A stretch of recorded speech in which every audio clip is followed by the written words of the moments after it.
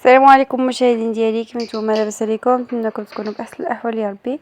فيديو جديد ان شاء الله. اليوم غنحضروا معكم طاكوس منزلي بلا بريصه بلا حتى شي حاجه، ساهل واقتصادي على بركه الله. المكونات غادي نحتاج واحد البصله مقطعه شرائح صغيره، كنزيدو عليها معلقه ديال الربيع،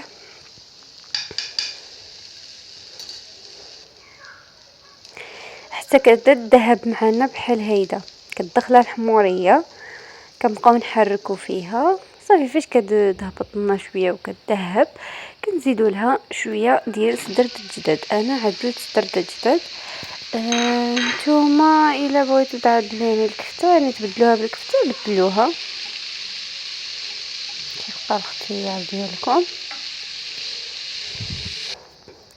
صافي هنايا فاش بدا يبيض لي ديك الصدر الدجاج بدا يدخل فيه الثياب، بديت غنعدل العطريه بعد ما شحرته.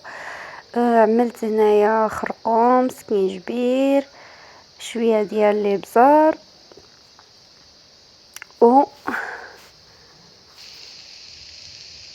شويه ديال الماء بحيله عندي فهاد الماء. قول معلقه د الماء ولا جوج معالق د الماء هيدا كبارين باش ما تحرق لناش العطريه ديالنا. ديك الساعه هما كيطلقوا الماء ديالهم. انايا عدلت شي حاجه د البطاطا، قشرتها وقطعتها على حسب الفريت. ها نتوما كتشوفوا معايا ديك البصل لقات الماء ديالها وبدات كطيب معايا. ها نتوما كما كتشوفوا نبقى نستمر في التحريك باش ما تحرق ليشي ولا تلصق ليشي. ايوا صافي هنايا وجدوا المكونات ديالي. عندي هنا الفريت مقلي وديك الحشوه ديالي ها هي بعد ما بردات، غير دفات ماشي بردات. وهنايا عندي الورقه الطاكوس. بالنسبه اللي بغى الورقه الطاكوس ان شاء الله غادي نحضرها معكم في شي فيديو.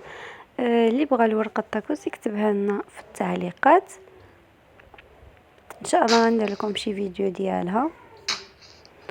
هنايا كنت كنعمل صوص نيجيريان.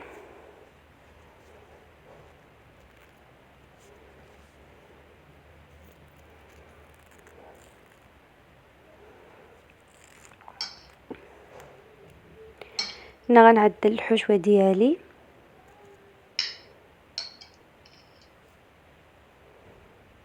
انا ما سرعت لكم الفيديو ما حتى حاجه، درت لكم لقطات وصافي. غنزيد الفريت اولا البطاطا مقليه. صافي غادي نطوي الطاكوس ديالي.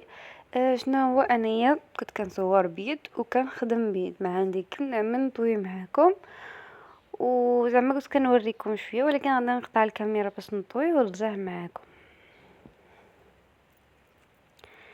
هذا بعد ما طويته. وبالنسبه ما كنستخدم لا بريسه لا حتى حاجه، المقلاه الخبز عادي كنقص لها البوطه مزيان وكنعدل عليها باش ما تحرق لي شي، كتحمر يعني هيدا كيتلصقوا ديك الجنيبات ما كيبقاوش يطيح منهم الحشوه. ايوا صافي. بالنسبه كاين الناس اللي عندهم ديك المقله اللي كيكون فيها الشراطي هيدا، عاود هذه كتجي فيها ديك الرسمات ديال الطاكوس. واللي الا عندك البريصه عدلها في البريصه. صراحه الله ما عنديش البريصه، عدلتها في المقله الخبز وجات واعره. وهذا ما كان في هذا الفيديو، نتمنى الله يعجبكم. هذا هو الطاكوس ديالي بسيط منزلي، وهذا ما كان. نتمنى الله يعجبكم. حتى الفيديو الجاي ان شاء الله. السلام عليكم ورحمه الله تعالى وبركاته.